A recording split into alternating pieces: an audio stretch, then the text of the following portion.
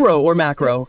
What do these two concepts mean, and are they important for us to understand if we want to improve our skills in Mobile Legends? So before the explanatory video begins, I have to explain a few things first to make it easier for us to understand.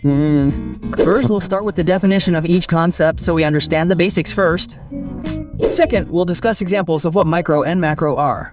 This will give us a clearer picture, and whether you've done enough to determine your micro-macro.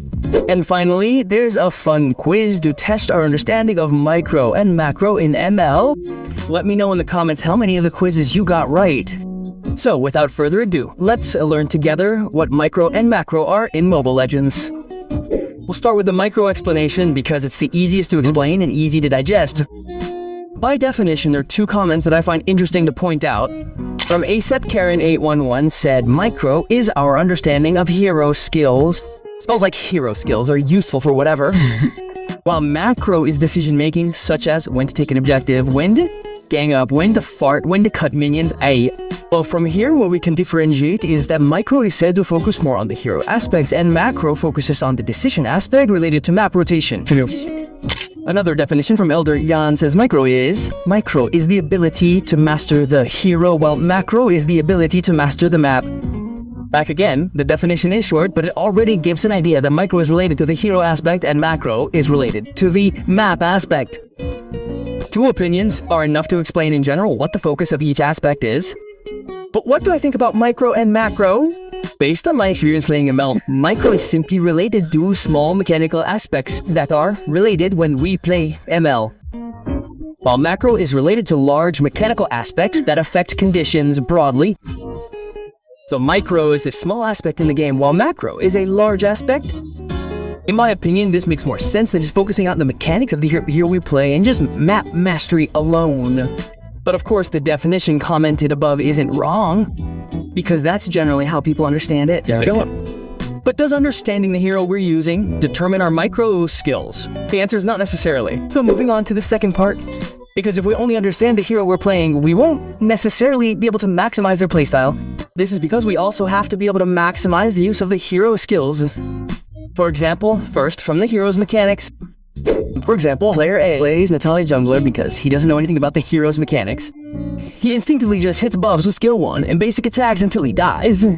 Of course, if you know how Natalia's passive works, you should take advantage of the bushes to get high additional damage to the jungle. Meanwhile, player B uses her passive to its full potential. He uses her passive repeatedly towards his jungle to gain jungle access faster. From both examples, we can see that player B maximizes Natalia's passive mechanics in the jungle compared to player A, who doesn't utilize her passive. From this, we can conclude that player B has a better understanding of Natalia's mechanics. Or in other words, her micro skills when playing Natalia are good. Even though the difference in farming speed between player A and B is only 4 seconds. In the original game, every second is very influential when we farm. Let's take another example. Like here playing Grok, I use skill 1 to lure Franco's skill 1 towards the cave. Because we know that Grok's skill 1 can be immune to CC effects when near a wall. So I use this skill 1 to waste Franco's skill 1 as well. Remember small things, but have a purpose and benefit. Want another example? Easy. Look, when playing Colette, and I'm waiting for Ruby to appear, I move a little bit to make sure Colette's passive is always active. Because if you know Colette's passive will be active as long as we move. Again, this mechanic is small, but has a benefit and purpose, just like the definition of micro. Micro skills also exist when laning. This is very applicable for mid lane as XP and also MM. The most basic thing that you know but often ignore is last hit minions. Last hit minions give us additional gold and XP. Although it is true, while it's not very significant, it can actually help you gain an edge over your enemies. This is especially useful for MM and XP focused users. Even a little extra gold can be a significant advantage at goal. You'll also be trained in micro skills, which involve understanding the heroes you're playing against. Take this example. You see, I'm using Colette, and I'm going up against Ruby because I know Colette's early power is much stronger than Ruby's. That's why I'm brave enough to go up and take him down. Ruby, on the other hand, isn't brave enough to stay in the tower. This example shows that small things, like understanding the strengths and weaknesses of the heroes we're using, and our opponents have a significant impact on our skill level during laning.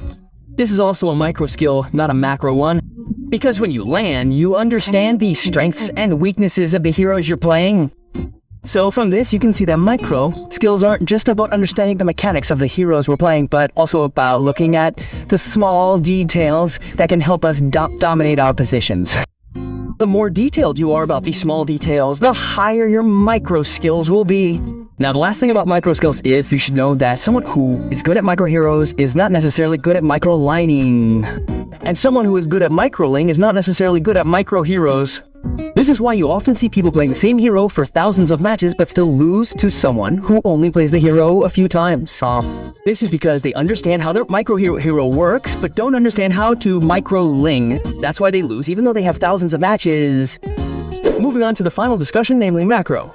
As we explained at the beginning, macro focuses more on broader aspects such as rotation decisions, ganking, map awareness, and others that have an impact on our own team. Macro is a bit more complicated than micro, so I will just explain with an example. What I mean is that your macro will be different depending on the role you choose. Macro, XP, mage, roamer, and jungler, although there are similarities, also have many differences. For example, when we play wrong, our macro in this position is the most difficult. From the start, we have to choose whether to rotate towards the enemy buff to disrupt or help the jungler clear the farm quickly, or also help clear mid minions so they can rotate together quickly and not run out. From there, when the Tatel is about to spawn, the roamer must also rotate to make the setup according to the position and the enemy. Furthermore, during the game, we also have to know when to rotate to help towards gold and when to rotate towards Zand, while also opening the map so our team doesn't get caught by the enemy. And finally, when team fights, roamers must have very strong macro when there is a team fight, because we have to see the enemy's position sharply and make sure our core is caught by the enemy. So we have to open war and also protect our core at the same time. Imagine how tough this position is. That's an example of macro when playing roamer. From the midliner side, the macro is much simpler. Playing midliner, our macro appears every time we clear minions. After clearing minions, we can choose two rotations, either down or up. Up. Usually people go towards gold liner because this is the macro for midliners in general. But a midliner with good macro will definitely check the position and condition of each line first. For example, after clearing the line, I originally wanted to go to gold land, but because I saw on the map that Diod was dying after fighting Freya, so I rotated towards XP to get a kill. Or here, when Brody died against Clue, I saw an opportunity on the map that Claude had blundered and could also get a kill. So if you play midliner, try to focus your macro on the map situation and not just think about clearing the mid minion, immediately helping Mem because different situations, different positions. In terms of XP liner itself, the macro is also almost as complicated as roamer. There are split push macros, far lane zoning opponents, flanking, turtle setup, and others. It depends on the type of hero you play. Different heroes, different macros. A simple example of flanking macro when playing XP is like this. So after clearing the minions, I see on the map that the mid lane is in a team fight. Our job as XP liners is to find a good position to join the team fight, not through the mid lane or through their jungle lane. Because if we go through this lane, the enemy is already grouped and can easily see our position. So I putter the enemy jungle lane and make them surprised by my position. This is called macro flanking. You use the map to find a good lane to surprise the enemy. Of course, this macro is not limited to XP alone. For example, here I play Cyclops in a map where there is a team fight in the bottom lane. So I have a feeling that the enemy will go through the middle lane and I can flank them. So when my minion walks to the enemy's middle lane, Lila goes to clear and I immediately hit them before her team can help. But in fact, this kind of macro is more often used by XP liners or non-tanks to catch the enemy. Midliners rarely do this because it is too risky. Another macro I call is split push. Split push is also a core macro in playing XP liners. Usually this is done when the team is overwhelmed by the enemy and needs someone to push back from a distance to buy time for their own team. Remember, this macro affects your entire team. The decision is very tough. Besides the pressured position, split push is also often used when the team gets a lord to push 3 lanes. Like here you see after my team got the lord, I as the XP liner immediately looked at the map and knew that the bottom lane had to be pushed because the minions were pressured Or here when I was playing Xborg and my team's lord was at the bottom, I saw on the map that the top lane position was pressured. So to be on par with the lord, I split pushed the top lane. This split push can also be done by Mem, midliner, and also Hyper if their heroes are suitable for split pushing. For example, besides XP. Here you see after my team got the lord, I saw on the map that my team's top and bottom lane positions were really pressured. and this can make the Lord useless if he walks. So after the Lord appeared, I and my XP liner immediately split pushed the top and bottom to make sure all the minions walk. So you understand what I mean by this moosh? Split push macro is not only used for XP lane, but mid liner and min-em can also... I just want to show that most people who do this are XP liners because they are more experienced. Lastly, there's the macro role jungler. When playing jungler, you're also burdened with macro pressure and have to be sensitive to the situation. From the start of the game, your rotation is tested by whether to go for the blue buff first or the red buff. If in this case you're using Fredrin as the jungler, your macro rotation starts from the blue buff and then to the red buff. But remember, the decision to rotate from the blue buff to the red buff has its own reasons and objectives. Namely, because the gold position is below, it means we prefer to gang down first. The case is different if we have different heroes. The second example is when we play Herboxy. Here I take red first and then go to blue, even though here L's gold position is below. So what's the reason I made this decision? The answer is because Bakshi isn't a strong ganking hero in the early game. So instead of wasting time trying to gang up, I'd rather top lane to block the enemy jungle and also grab the turtle when it spawns. And it's not just when farming the jungle that hyper macro has to work, but also when contesting turtle or lord. Mata hyper, you have to be sharp with the enemy's position on the map so you don't make the wrong decision, like focusing on killing the enemy first or focusing on taking over the lord right away. From all the examples I've given here, macro is related to the big mechanics in ML that have a big influence on how we make decisions, which ultimately also affects how we play. Now what's unique about this macro skill is that someone who is good at macro but weak at micro is more likely to win than someone who is good at micro but weak at macro, because the winning position of the game is determined by our macro decision making and not because of our micro. So that's all I can share about the explanation of micro and macro. I hope you all understand what I'm trying to explain. If it's not clear, just write in the comments what you don't understand. And since we're at the end of the explanation between the two concepts, it's time for a quiz or game to test your skills. There will be 3 questions in this video and you guys try to answer whether this is a micro or macro skill. Don't lie if you get it wrong. Let's get started. Aurora's downward rotation only helps the gang with Fredrin. But unfortunately, Kaja managed to escape to the tower and apparently exported the goods too. So Aurora used skill 1 to pay off their losses. In this position, because the enemy was too quiet in the tower, Aurora chose to retreat. But while retreating, Aurora saw that Xborg was forced himself to take the XP Hermit Crab. So Aurora went into the grass to catch XP. And when she was close, Aura immediately flickered skill 2 and skill 1 to get a kill from Xborg. The question here is whether Aurora used micro or macro skills to kill Xort.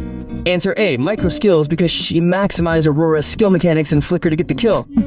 Answer B, macro skills, because she paid attention to the map when Xbox was offside. And because of that, she didn't retreat to get the kill. Or answer C, a combination of both. Aurora used micro skills when comboing export, and macro skills when retreating and returning when or forcing herself on the map.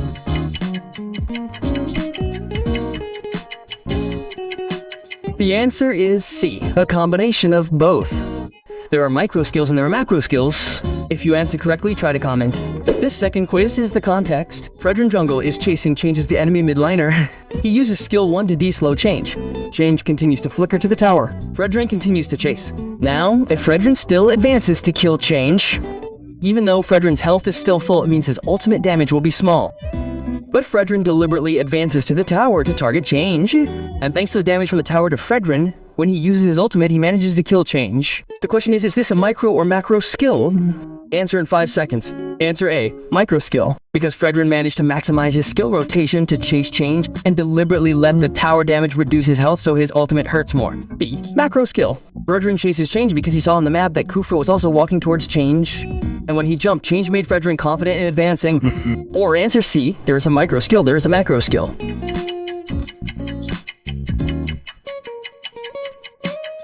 The most correct answer is A, micro skill. Because here Fredrin can take advantage of his passive mechanic by deliberately taking tower damage to turn his ultimate damage into Change. Now this is the last quiz and it's a bit difficult. Let's look at Kairi's play during M4 against Eco in the second game. When Kairi played Hayabusa and was chased by the team, he recalled, and when he recalled, he blinged back again, and then ultimate to avoid Chao's kick, and then ultimate. And when his ultimate finished, he used his second skill again to escape. From here, Eco thought Kiri would not come back again. But Kiri turned out to be just waiting for his skill cooldown. After that, he came back again, and Onik was able to turn the situation around. The question is, in this position, Key really used his micro and macro skills to the maximum level. But which one was more on point, his macro or micro skills? Answer A, his micro skills were more on point, because Key never missed his Hayabusa skills when he dribbled and got kills from the EO team. B, his macro skills were more on point because he used more sensitivity to map conditions and enemy positions to enter and exit team fights because his macro could give his team time to come back up. Or C, both were on point and neither was superior.